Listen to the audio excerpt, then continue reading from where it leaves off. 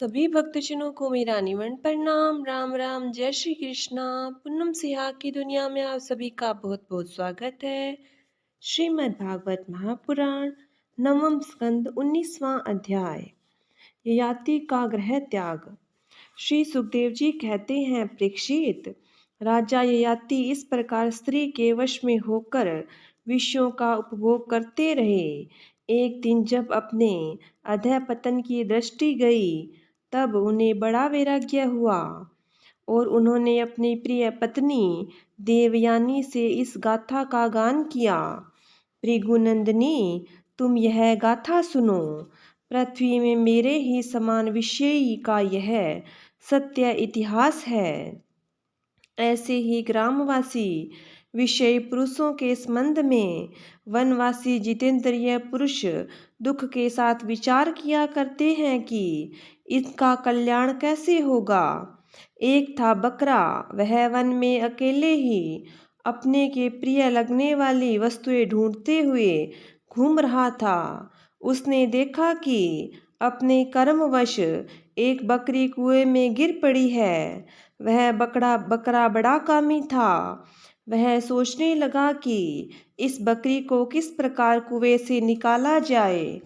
उसने सींग से कुएं के पास की धरती खोद डाली और रास्ता तैयार कर लिया। जब वह सुंदरी बकरी कुएं से निकली तो उसने उस बकरे से ही प्रेम करना चाहा। वह दाढ़ी मूंछ मंडित बकरा हृष्ट पुरुष जवान बकरियों को सुख देने वाला विहार कुशल और बहुत प्यारा था। जब दूसरी बकरियों ने देखा कि कुएं में गिरी हुई बकरी ने उसे अपना प्रेम पात्र चुना है, तब उन्होंने भी उसी को अपना पति बना लिया। वे तो पहले से ही पति की तलाश में थी। उस बकरे के सिर पर कामरूप पिशाच सवार था। वह अकेला ही बहुत सी बकरियों के साथ विहार करने लगा और अपनी सब सुध बुध खो बैठा। जब उसकी कुएं में से निकाली हुई प्रियतमा बकरी ने देखा कि मेरा पति तो अपनी दूसरी प्रियतमा बकरियों से विहार कर रहा है, तो उसे उस बकरे की यह करतूत सहन न हुई। उसने देखा कि यह तो बड़ा कामी है, इसके प्रेम का कोई भरोसा नहीं है और यह मित्र के रूप में शत्रु का काम कर रहा है। अतः वह बकरी उस इंद्रिय लोलुप बकरे को छोड़कर बड़े दुख से अपने पालने वाले के पास चली गई।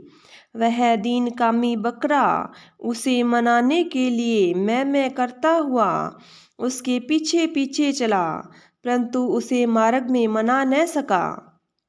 उस बकरी का स्वामी एक ब्राह्मण था।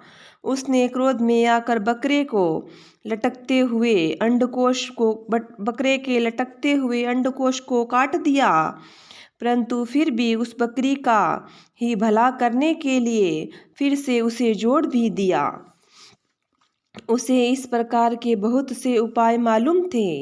प्रिय, इस प्रकार अंडकोश जुड़ जाने पर वह बकरा फिर कुएं से निकली हुई बकरी के साथ कुछ दिनों तक विषय भोग करता रहा, परंतु आज तक उसे संतोष न हुआ। सुंदरी, मेरी भी यही दशा है। तुम्हारे प्रेम पाश में बंधकर मैं भी अत्यंत दीन हो गया। तुम्हारी माया से मोहित होकर मैं अपने आप को भी भूल गया हूँ। प्रिय, पृथ्वी में जितनी भी धन्य चावल जो आदि सुवर्ण पशु और स्त्रियां हैं, वे सब के सब मिलकर भी उस पुरुष के मन को संतुष्ट नहीं कर सकते जो कामनाओं के प्रहार से जर्जर हो रहा है।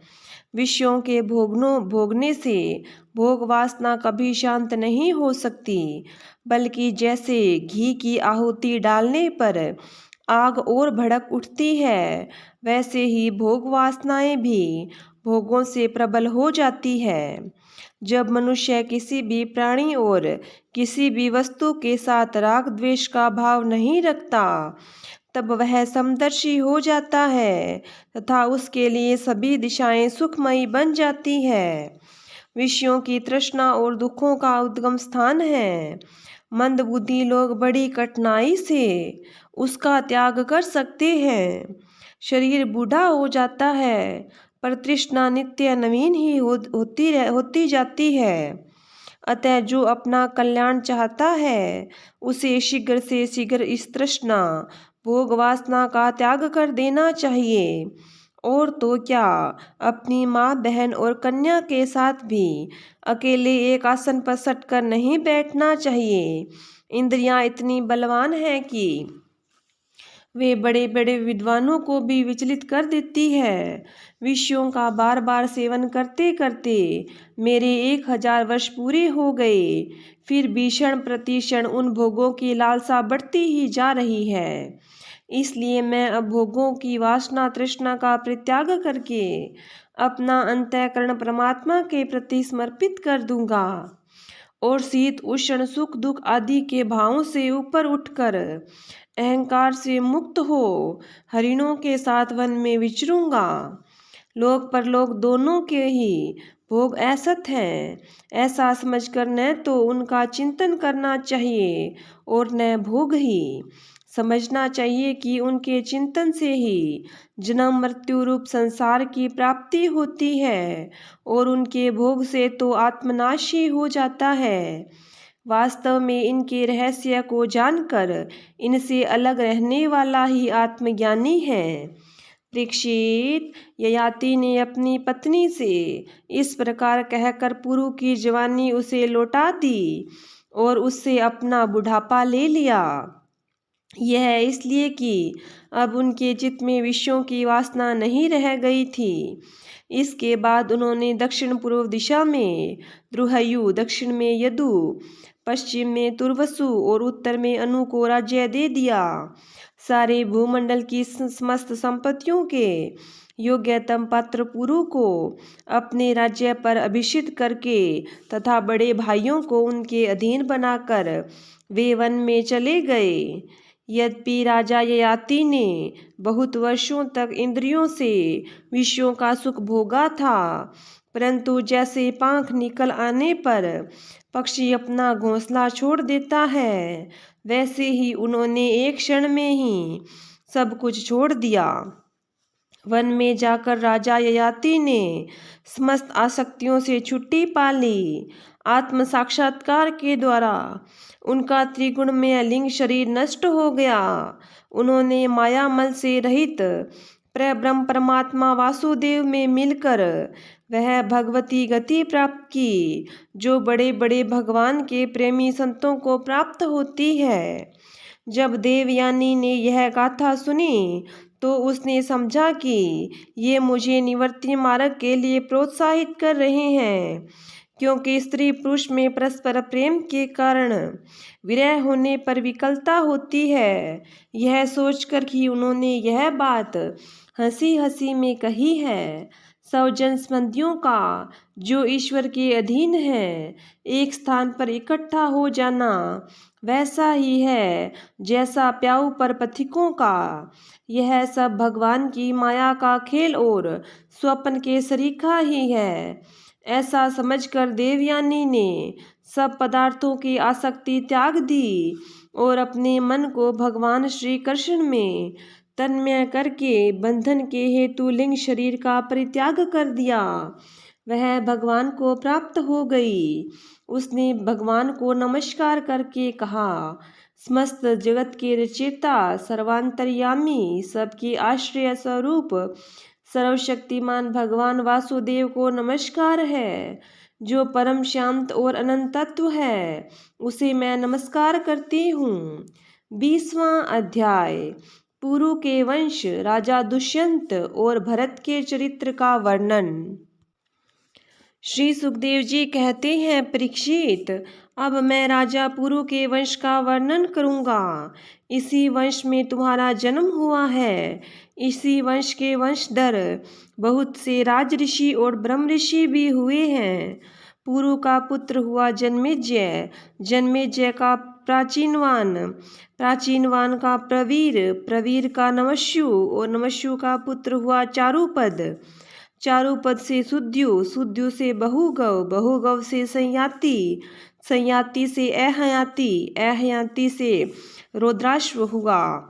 परीक्षित, जैसे विश्वात्मा प्रधान प्राण से 10 इंद्रियां होती है, वैसे ही घृताची अप्सरा के गर्भ से रोदाश्व के 10 पुत्र हुए। ऋतेयु, कुशेयु, स्थंडलेयु, कृतेयु, जलेयु, संतेतयु, धर्मेयु, सत्येयु, व्रतेयु और सबसे छोटा वनेयु। परीक्षित, उनमें से ऋतेयु का पुत्र रंतिभार हुआ और रंतिभार के 3 पुत्र हुए, सुमति, ध्रुव और अप्रतिरथ। अप्रतिरथ के पुत्र का नाम कणव, कणव का पुत्र मेधातिथि हुआ। इसी मेधातिथि से प्रस्कणव आदि ब्राह्मण उत्पन्न हुए। सुमति का पुत्र रेम्भ्य हुआ। इसी रेम्भ्य का पुत्र दुष्यंत था। एक बार दुष्यंत वन में अपने कुछ सैनिकों के साथ शिकार खेलने के लिए गए हुए थे। उधर ही वे कणव मुनि के आश्रम पर जा पहुँचे। उस आश्रम पर देव माया के समान मनोहर एक स्त्री बैठी हुई थी। उसकी लक्ष्मी के समान अंग कांति से वह आश्रम जगमगा रहा था। उस सुंदरी को देखते ही दुष्यंत मोहित हो गए और उससे बातचीत करने लगे। उसको देखने से उनको बड़ा आनंद मिला। उनके मन में काम वासना जागृत हो गई। थकावट दूर करने के बाद उन्होंने बड़ी मधुर वाणी से मुस्कुराते हुए उनसे कहा, कमल दल के समान सुंदरों नेत्रों वाली देवी, तुम कौन हो, किसकी पुत्री हो? मेरे हृदय को अपनी ओर आकर्षित करने वाली सुंदरी, तुम इस निर्जन वन में रहकर क्या करना चाहती हो? सुंदरी, मैं स्पष्ट समझ रहा हूँ कि तुम किसी क्षत्रिय की कन्या हो, क्योंकि पुरुवंशियों का चित्त कभी अधर्म की ओर नहीं झुकता। शकुंतला ने कहा, आपका कहना सत्य है। मैं विश्वामित्र जी की पुत्री हूँ। मेनका अप्सरा ने मुझे वन में छोड़ दिया था। इस बात के साक्षी है मेरे पालन पोषण करने वाले महर्षि कण्व। वीर शिरोमणे, मैं आपकी क्या सेवा करूं? कमल नयन, आप यहाँ बैठिए और हम जो कुछ आपका स्वागत सत्कार करें उसे स्वीकार कीजिए। आश्रम में कुछ निवार तिन्नी का भात है। आपकी इच्छा हो तो भोजन कीजिए और जचे तो यहीं ठहरिए। दुष्यंत ने कहा, सुंदरी, तुम कुशिक वंश में उत्पन्न हुई हो, इसलिए इस प्रकार का आतिथ्य सत्कार तुम्हारे योग्य ही है, क्योंकि राजकन्याएं स्वयं ही अपने योग्य पति का वर्ण कर लिया करती हैं। शकुंतला की स्वीकृति मिल जाने पर देश काल और शास्त्र की आज्ञा को जानने वाले राजा दुष्यंत ने गंधर्व विधि से धर्मानुसार उसके साथ विवाह किया। राजऋषि दुष्यंत का वीर्य अमोघ था। रात्रि में वहां रहकर दुष्यंत ने शकुंतला के साथ सहवास किया और दूसरे दिन सवेरे वे अपनी राजधानी में चले गए। समय आने पर शकुंतला को एक पुत्र उत्पन्न हुआ। महर्षि कण्व ने वन में राजकुमार के जातक्रम आदि संस्कार विधि पूर्वक संपन्न किए। वह बालक बचपन में ही इतना बलवान था कि बड़े बड़े सिंहों को बलपूर्वक बांध लेता और उनसे खेला करता। वह बालक भगवान का अंश अवतार था। उसका बाल विक्रम अपरिमित था। उसे अपने साथ लेकर रमणी रतन शकुंतला अपने पति के पास गई। जब राजा दुष्यंत ने अपनी निर्दोष पत्नी और पुत्र को स्वीकार नहीं किया, तब जिसका वक्ता नहीं दिख रहा था और जिसे सब लोगों ने सुना, ऐसी आकाशवाणी हुई, पुत्र उत्पन्न करने में माता तो केवल ढोनकी के समान है। वास्तव में पुत्र पिता का ही है, क्योंकि पिता ही पुत्र के रूप में उत्पन्न होता है। इसलिए दुष्यंत, तुम शकुंतला का तिरस्कार न करो, अपने पुत्र का भरण पोषण करो। राजन, वंश की वृद्धि करने वाला पुत्र अपने पिता को नरक से उबार लेता है। शकुंतला का कहना बिल्कुल ठीक है। इस गर्भ को धारण करने वाले तुम ही हो। परीक्षित, पिता दुष्यंत की मृत्यु हो जाने के बाद वह परम यशस्वी बालक चक्रवर्ती सम्राट हुआ। उसका जन्म भगवान के अंश से हुआ था। आज भी पृथ्वी पर उसकी महिमा का गान किया जाता है। उसके दाहिने हाथ में चक्र का चिन्ह था और पैरों में कमल कोश का। महाभिषेक की विधि से राजाधिराज के पद पर उसका अभिषेक हुआ। भरत बड़ा शक्तिशाली राजा था। भरत ने ममता के पुत्र दीर्घतमा मुनि को पुरोहित बनाकर गंगा तट पर गंगा सागर से लेकर गंगोत्री पर्यंत 55 पवित्र अश्वमेध यज्ञ किए और इस प्रकार यमुना तट पर भी प्रयाग से लेकर यमुनोत्री तक उन्होंने 78 अश्वमेध यज्ञ किए। इन सभी यज्ञों में उन्होंने अपार धनराशि का दान किया। दुष्यंत कुमार भरत का यज्ञीय अग्नि स्थापन बड़े ही उत्तम गुण वाले स्थान में किया गया था। उस स्थान में भरत ने इतनी गौवें दान की थी कि 1000 ब्राह्मणों में प्रत्येक ब्राह्मण को एक एक वृद्ध गौवें मिली थी। 13,084 गौवें मिली थी। 24-26 इस प्रकार राजा भरत ने इन यज्ञों में 133 घोड़े बांधकर समस्त नरपतियों को असीम आश्चर्य में डाल दिया। इन यज्ञों के द्वारा इस लोक में तो राजा भरत को परम यश मिला ही, अंत में उन्होंने माया पर भी विजय प्राप्त की और देवताओं के परम गुरु भगवान श्री हरि को प्राप्त कर लिया। यज्ञ में एक कर्म होता है मशीनार। उसमें भरत ने सुवर्ण से विभूषित श्वेत दांतों वाले तथा काले रंग के 14 लाख हाथी दान किए। भरत ने जो महान कर्म किया वह न तो पहले कोई राजा कर सका था और न तो आगे ही कोई कर सकेगा। क्या कभी कोई हाथ से स्वर्ग छू सकता है? भरत ने दिग्विजय के समय की रात हूण, यवन, अनंध्र, कंक, खश, शक और मलेच्छ आदि समस्त ब्राह्मण द्रोही राजाओं को मार डाला। पहले युग में बलवान असुरों ने देवताओं पर विजय प्राप्त कर ली थी और वे रसातल में रहने लगे थे। उस समय वे बहुत सी देवांगनाओं और रसातल में ले गए। राजा भरत ने फिर से उन्हें छुड़ा दिया। इसके राज्य में पृथ्वी और आकाश प्रजा की सारी आवश्यकताएं पूर्ण कर देते थे। भरत ने 27,000 वर्ष तक समस्त दिशाओं का एक छत्र शासन किया। अंत में सार्वभौम सम्राट भरत ने यही निश्चय किया कि लोकपालों को भी चकित कर देने वाला ऐश्वर्य, सार्वभौम संपत्ति, अखंड शासन और यह जीवन भी मिथ्या ही है। यह निश्चय करके वे संसार से उदासीन हो गए। परीक्षित, विदर्भराज की 3 कन्याएं सम्राट भरत की पत्नियां थीं। वे उनका बड़ा आदर भी करते थे, परंतु जब भरत ने उनसे कह दिया कि तुम्हारे पुत्र मेरे अनुरूप नहीं हैं, तब वे डर गई कि कहीं सम्राट हमें त्याग न दे।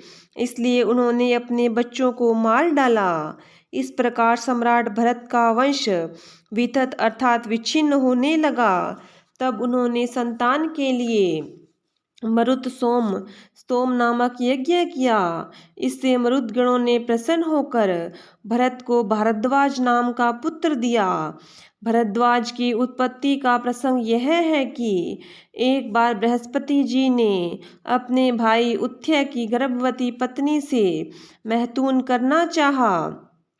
उस समय गर्भ में जो बालक था उसने मना किया, किंतु बृहस्पति जी ने उनकी बात पर ध्यान न दिया और उसे तू अंधा हो जा यह शाप देकर बलपूर्वक गर्भाधान कर दिया। उथ्य की पत्नी ममता इस बात से डर गई कि कहीं मेरे पति मेरा त्याग न कर दे, इसलिए उसने बृहस्पति जी के द्वारा होने वाले लड़के को त्याग देना चाहा। उस समय देवताओं ने गर्भस्थ शिशु के नाम का निर्वचन करते हुए यह कहा, बृहस्पति जी कहते हैं, अरे मूढ़े, यह मेरा औरस और तेरा, मेरा औरस और मेरे भाई का क्षेत्रज इस प्रकार दोनों का पुत्र ध्वज है, इसलिए तू डर मत, इसका भरण पोषण कर भर। इस पर ममता ने कहा, बृहस्पति, यह मेरे पति का नहीं, हम दोनों का पुत्र है, इसलिए तुम ही इसका भरण पोषण करो। इस प्रकार आपस में विवाद करते हुए माता पिता दोनों ही उसको छोड़कर चले गए, इसलिए उस लड़के का नाम भरद्वाज हुआ। देवताओं के द्वारा नाम का ऐसा निर्वचन होने पर भी ममता ने यही समझा कि मेरा यह पुत्र विथत अर्थात अन्य से पैदा हुआ है, अतः उसने उस बच्चे को छोड़ दिया। तब मरुदगणों ने उसका पालन पोषण किया, और जब राजा भरत का वंश नष्ट होने लगा तब उसे लाकर उनको दे दिया। उसी भरद्वाज भरत का दत्तक पुत्र भरद्वाज भरत का दत्तक पुत्र हुआ। 21वां अध्याय, भरतवंश का वर्णन, राजा रंतिदेव की कथा। श्री सुखदेव जी कहते हैं, परीक्षित, वितत अथवा भरद्वाज का पुत्र था मन्यु। मन्यु के 5 पुत्र हुए, बृहस्पत्र, जय, महावीर्य, नर और गर्ग। नर का पुत्र था संकृति। संकृति के 2 पुत्र हुए, गुरु और रंतिदेव। परीक्षित, रंतिदेव का निर्मल यश इस लोक और परलोक में सब जगह गाया जाता है। रंतिदेव आकाश के समान बिना उद्योग के ही दैववश प्राप्त वस्तु का उपभोग करते, और दिनों दिन उनकी पूजा घटती जाती। जो कुछ मिल जाता उसे भी दे डालते और स्वयं भूखे रहते। वे संग्रह परिग्रह ममता से रहित तथा बड़े धैर्यशाली थे और अपने कुटुंब के साथ दुख भोग रहे थे। एक बार तो लगातार 48 दिन ऐसे बीत गए कि उन्हें पानी तक पीने को न मिला। 49वें दिन प्रातःकाल ही उन्हें कुछ घी, खीर, हलवा और जल मिला। उनका परिवार बड़े संकट में था। भूख और प्यास के मारे वे लोग कांप रहे थे, परंतु जो ही उन लोगों ने भोजन करना चाहा, त्यों ही एक ब्राह्मण अतिथि के रूप में आया। रंतिदेव सब में भगवान का ही दर्शन करते थे, अतएव उन्होंने बड़ी श्रद्धा से आदर पूर्वक उसी अन्न से ब्राह्मण को भोजन कराया। ब्राह्मण देवता भोजन करके चले गए। परीक्षित, जब बचे हुए अन्न को रंतिदेव ने आपस में बांट लिया और भोजन करना चाहा, उसी समय एक दूसरा शूद्र अतिथि आ गया। रंतिदेव ने भगवान का स्मरण करते हुए उस बचे हुए अन्न में से भी कुछ भाग शूद्र के रूप में आए हुए अतिथि को खिला दिया। जब शूद्र खा पी कर चला गया, तब कुत्तों के लिए हुए एक और अतिथि आ गया। कुत्तों को लिए हुए एक और अतिथि आया। उसने कहा, राजन, मैं और मेरे ये दोनों कुत्ते भूखे हैं, हमें कुछ खाने को दीजिए। रंतिदेव ने अत्यंत आदर भाव से जो कुछ बच रहा था सब का सब उसे दे दिया, और भगवन्मय होकर उन्होंने कुत्ते और कुत्तों के स्वामी के रूप में आए हुए भगवान को नमस्कार किया। अब केवल जल ही बच रहा था, और वह भी केवल एक मनुष्य के पीने का। वे उसे आपस में बांट कर पीना ही चाहते थे कि एक चंडाल और आ पहुंचा। उसने कहा, मैं अत्यंत नीच हूँ, मुझे जल पिला दीजिए। चांडाल की यह करुणापूर्ण वाणी, उसके उच्चारणों में भी वह अत्यंत कष्ट पा रहा था। सुनकर रंतिदेव ने दया से अत्यंत संतप्त हो उठे और ये अमृतमय वचन कहने लगे, मैं भगवान के 8 सिद्धियों से युक्त परम गति नहीं चाहता, और तो क्या मैं मोक्ष की भी कामना नहीं करता। मैं चाहता हूँ तो केवल यही कि मैं संपूर्ण प्राणियों के हृदय में स्थित हो जाऊं और उनका सारा दुख मैं ही सहन करूं, जिससे और किसी भी प्राणी को दुख न हो। यह दीन प्राणी जल पी करके जीना चाहता था। जल दे देने से इसके जीवन की रक्षा हो गई। अब मेरी भूख प्यास की पीड़ा, शरीर की शिथिलता, दीनता, ग्लानि, शोक, विषाद और मोह, ये सब के सब जाते रहे। मैं सुखी हो गया। इस प्रकार कहकर रंती देव ने वह बचा हुआ जल भी उस चंडाल को दे दिया। यद्यपि जल के बिना वे स्वयं मर ही रहे थे, फिर भी स्वभाव से ही उनका हृदय इतना करुणापूर्ण था कि वे अपने आप को रोक न सके। उनके धैर्य की भी कोई सीमा है। परीक्षित, ये अतिथि वास्तव में भगवान की रची हुई माया के ही विभिन्न रूप थे। परीक्षा पूरी हो जाने पर अपने भक्तों की अभिलाषा पूर्ण करने वाले त्रिभुवन स्वामी ब्रह्मा, विष्णु और महेश तीनों उनके सामने प्रकट हो गए। रंती देव ने उनके चरणों में नमस्कार किया। उन्हें कुछ लेना तो था नहीं। भगवान की कृपा से वे आसक्ति और स्पृहा से भी रहित हो गए तथा परम प्रेम्य भक्ति मात्र से अपने मन को भगवान वासुदेव में तन्मय कर दिया। कुछ भी मांगा नहीं। परीक्षित, उन्हें भगवान के सिवा और किसी भी वस्तु की इच्छा तो थी नहीं। उन्होंने अपने मन को पूर्ण रूप से भगवान में लगा दिया। इसलिए त्रिगुणमयी माया जागने पर स्वप्न दृश्य के समान नष्ट हो गई। रंती देव के अनुयायी भी उनके संकट के प्रभाव से योगी हो गए, उनके संग के प्रभाव से योगी हो गए और सब भगवान के ही आश्रित परम भक्त बन गए। मन्यु पुत्र गर्ग से शीनी और शीनी से गार्ग्य का जन्म हुआ। यद्यपि गागर्य क्षत्रिय था, फिर भी उससे ब्राह्मण वंश चला। महावीर्य का पुत्र था दुरितस्य के 3 पुत्र हुए, त्रयारुणी, कवि और पुष्कारिणुनि। ये तीनों ब्राह्मण हो गए। बृहत क्षत्र का पुत्र हुआ हस्ती। उसी ने हस्तिनापुर बसाया था। हस्ती के 3 पुत्र थे, अजमीड, द्विमीड और पुरुमीड। अजमीड के पुत्रों में प्रियमेध और ब्राह्मण आदि ब्राह्मण हुए। इन्हीं अजमीड के एक पुत्र का नाम था बृहदिषु। बृहदिषु का पुत्र हुआ बृहदनु। बृहदनु का बृहत्काय और बृहत्काय का जयद्रथ हुआ। जयद्रथ का पुत्र हुआ विशद और विशद का सेनजीत।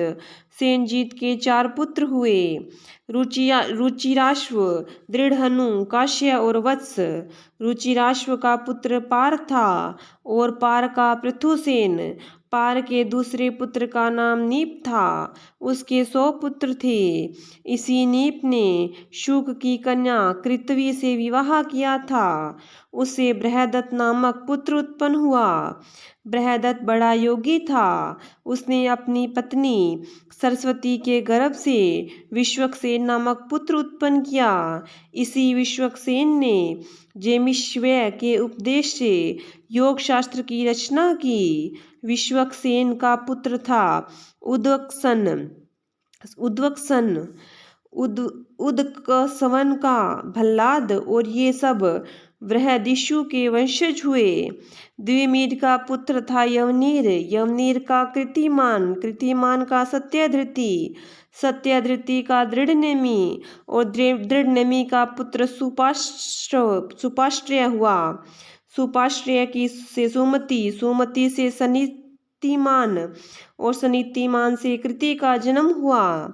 उसने हिरण्यनाभ से योग विद्या प्राप्त की थी और प्रत्यायासाम नामक ऋचाओं की 6 संहिताएं कही थी। कृति का पुत्र नीप था। नीप का उग्रयुद्ध, उग्रायुद्ध का क्षेम्य, क्षेम्य का सुवीर और सुवीर का पुत्र था रिपुंजय। रिपुंजय का पुत्र था बहुरथ। द्विमीड के भाई पुरुमीड को कोई संतान न हुई। अजमीड की दूसरी पत्नी का नाम था नलिनी। उसके गर्भ से नील का जन्म हुआ। नील का शांति, शांति का सुशांति, सुशांति का पुरुज और पुरुज का अरक और अरक का पुत्र हुआ भ्रमराश्व। भ्रमराश्व के 5 पुत्र थे, मुद्गल, यवनीर, बृहदिषु, काम्पिल्य और संजय। ब्रह्मारेश्वर का ने कहा, ये मेरे पुत्र 5 देशों का शासन करने में समर्थ हैं, इसलिए ये पांचाल नाम से प्रसिद्ध हुए। इनमें मुद्गल से मोदगल्य नामक ब्राह्मण गोत्र की प्रवृत्ति हुई। ब्रह्माश्व के पुत्र मुद्गल से जुड़वा संतान हुई। उनमें पुत्र का नाम था दिवोदास और कन्या अहल्या। अहल्या का विवाह महर्षि गौतम से हुआ। गौतम के पुत्र हुए शतानंद। शतानंद का पुत्र सत्याधृति था। वह धनुर्विद्या में अत्यंत निपुण था। सत्याधृति के पुत्र का नाम था शरद्वान। एक दिन उर्वशी को देखने से शरद्वान का वीर्य मूंज के झाड़ पर गिर पड़ा। उससे एक शुभ लक्षण वाले पुत्र और पुत्री का जन्म हुआ। महाराज शंतनु की उस पर दृष्टि पड़ गई, क्योंकि वे इधर शिकार खेलने के लिए गए हुए थे। उन्होंने दयावश दोनों को उठा लिया। उनमें जो पुत्र था उसका नाम कृपाचार्य हुआ और जो कन्या थी उसका नाम कृपी। यही कृपी द्रोणाचार्य की पत्नी हुई। 22वां अध्याय पांचाल, कौरव और मगध देशीय राजाओं के वंश का वर्णन। श्री सुखदेव जी कहते हैं, परीक्षित, देवोदास का पुत्र था मित्रेयु। मित्रेयु के 4 पुत्र हुए, च्यवन, सुदाश, सहदेव और सोमक। सोमक के 100 पुत्र थे। उनमें सबसे बड़ा जंतु और सबसे छोटा पृषद था। पृषद के पुत्र द्रुपद थे। द्रुपद के द्रौपदी नाम की पुत्री और धृष्टद्युम्न आदि पुत्र हुए। धृष्टद्युम्न का पुत्र था धृष्टकेतु। ब्रह्मार्याश्व के वंश का उत्पन्न हुए नरपति पांचाल कहलाए। अजमीड का दूसरा पुत्र था ऋक्ष और उसके पुत्र हुए सैवर्ण। सैवर्ण का विवाह सूर्य की कन्या तप्ती से हुआ। उन्हीं के गर्भ से कुरुक्षेत्र के स्वामी कुरु का जन्म हुआ। कुरु के 4 पुत्र हुए, परीक्षित, सुधन्वा, जन्हु और निषधाश्व। सुधन्वा के सुहोत्र, सुहोत्र से च्यवन, च्यवन से कृति, कृति से उपरी चरवसु और उपरी चरवसु से बृहद्रथ आदि कई पुत्र उत्पन्न हुए।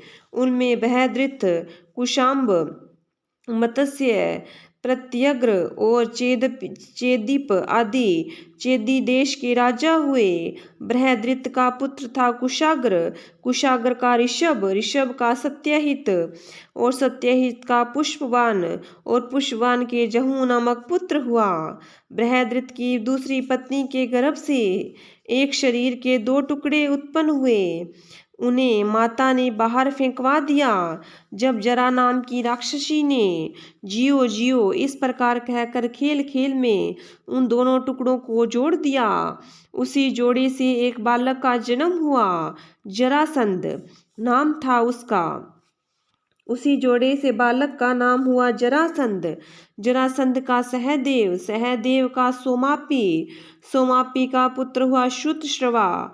कुरु के ज्येष्ठ पुत्र परीक्षित के कोई संतान न हुई। जन्मु का पुत्र था सूरथ, सूरथ का विदुरथ, विदुरथ का सार्वभौम, सार्वभौम का जयसेन, जयसेन का राधिक और राधिक का पुत्र हुआ अयुत, अयुत का क्रोधन, क्रोधन का देवातिथि, देवातिथि का ऋष्य, ऋष्य का दिलीप और दिलीप का पुत्र प्रतीप हुआ।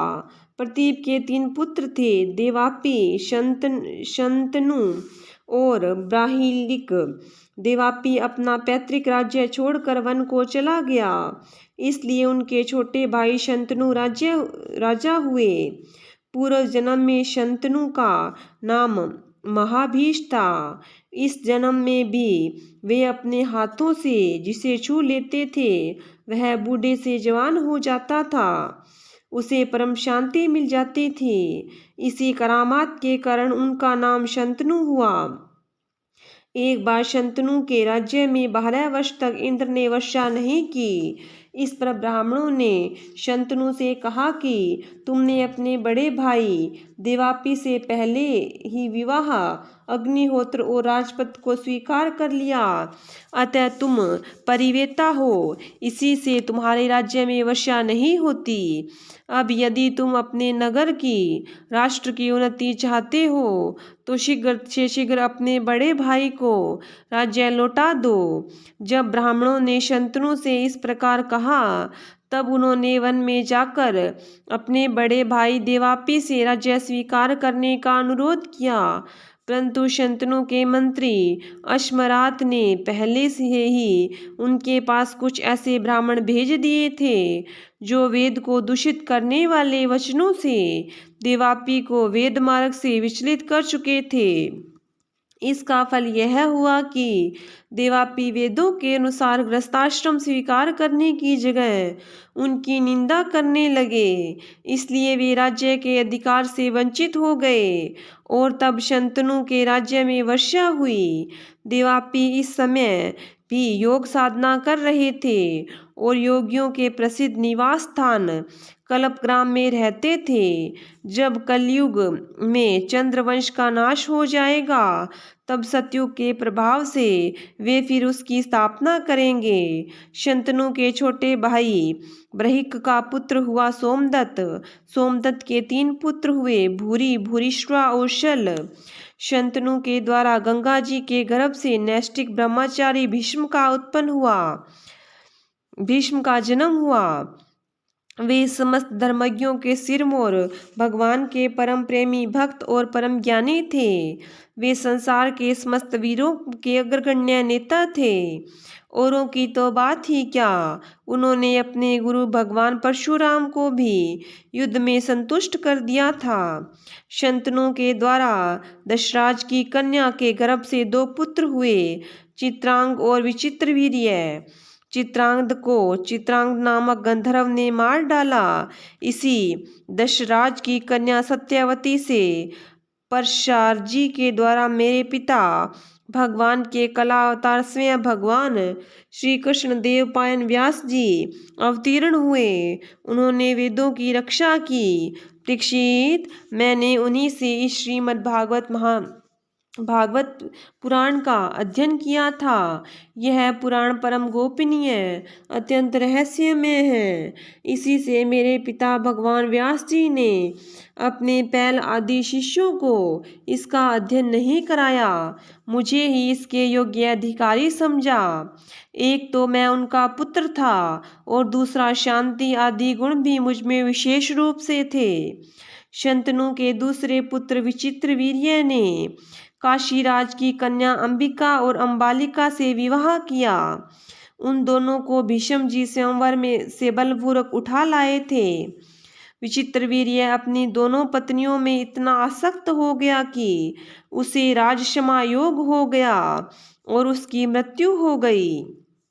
माता सत्यवती के कहने से भगवान व्यास जी ने अपने संतानहीन भाई की स्त्रियों से धृतराष्ट्र और पांडु 2 पुत्र उत्पन्न किए। उनकी दासी से तीसरे पुत्र विदुर जी हुए।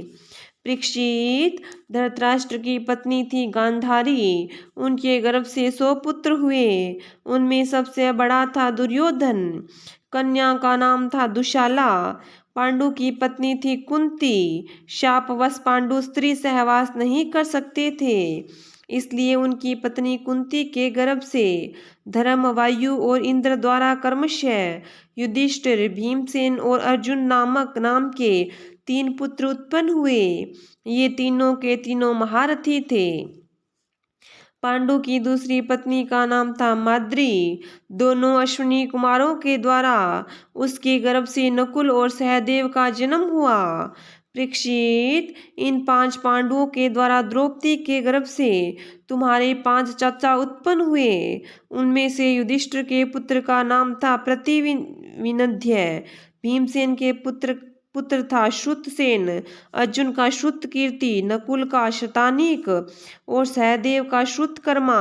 इनके सिवा युधिष्ठिर के पौरवी नाम की पत्नी से देवक और भीमसेन के हिडिंबा से घटोत्कच और काली से सरवगत नाम के पुत्र हुए।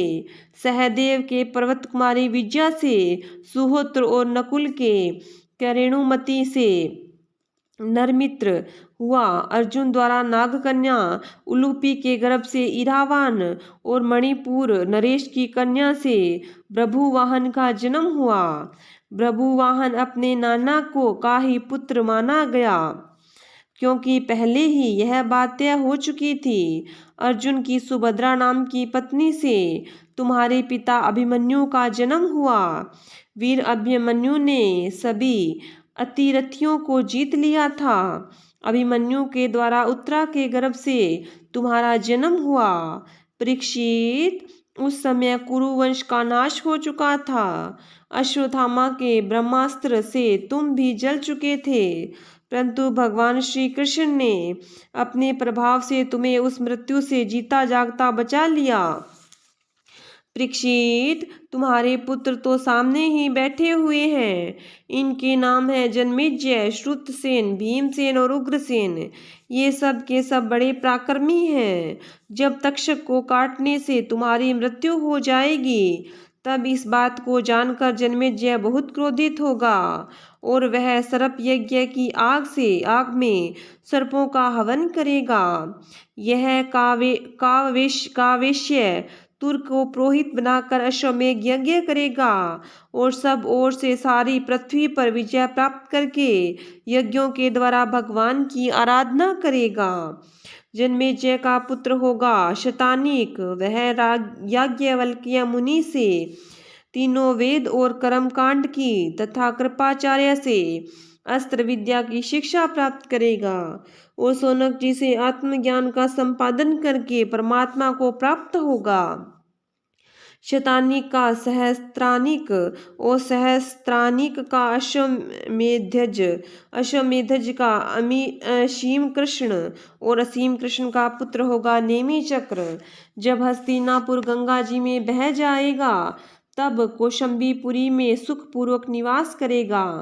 नेमी चक्र का पुत्र होगा चित्ररथ, चित्ररथ का कविरथ, कविरथ का वृष्टिमान, वृष्टिमान का राजा सुषेण, सुषेण का सुनीत, सुनीत का नृचक्षु, नृचक्षु का सुखीनल, सुखीनल का परिपल्व, परिपल्व का शून्य, शून्य का मेधावी, मेधावी का नृपंजय, नृपंजय का ध्रुव और ध्रुव का पुत्र तिमी होगा। तिमी से बृहद्रथ, बृहद्रथ से सुदाश, सुदाश से शतानीक, शतानीक से दुर्दमन, दुर्दमन से वहीनर, वहीनर से दंडपाणी, दंडपाणी से निमि और निमि से राजा शेमक का जन्म होगा। इस प्रकार मैंने तुम्हें ब्राह्मण और क्षत्रिय दोनों के उत्पत्ति स्थान सोमवंश का वर्णन सुनाया। बड़े बड़े देवता और ऋषि इस वंश का सत्कार करते हैं। यह वंश कलयुग में राजा शेमक के साथ ही समाप्त हो जाएगा। अब मैं भविष्य में होने वाले मगध देश के राजाओं का वर्णन सुनाता हूँ। जरासंध के पुत्र सहदेव और मार्जारी, मार्जारी से श्रुतश्रवा, श्रुतश्रवा से अयुतायु और अयुतायु से नरमिष्ट नामक पुत्र होगा। नरमित्र से सुनक्षत्र, सुनक्षत्र के बृहस्पसेन, बृहस्पसेन के करमजीत, करमजीत के सुतंजय, सुतंजय के विप्र और विप्र के पुत्र का नाम होगा सुचि, सुचि से शेम, शेम से सुव्रत, सुव्रत से धर्मसूत्र, धर्मसूत्र से शम, शम से द्युमतसेन, द्युमतसेन से सुमति और सुमति से सुबल का जन्म होगा। सुबल का सुनीत, सुनीत का सत्यजीत, सत्यजीत का विश्वजीत, विश्वजीत का पुत्र रिपुंजय होगा। ये सब बृहद्रथ वंश के राजा होंगे। इनका शासनकाल 1000 वर्ष के भीतर ही होगा। श्रीमद् भागवत महापुराण 9वां स्कंद 22वां अध्याय समाप्त। बोलिए विष्णु भगवान की जय हो, बोलिए कृष्ण भगवान की जय हो।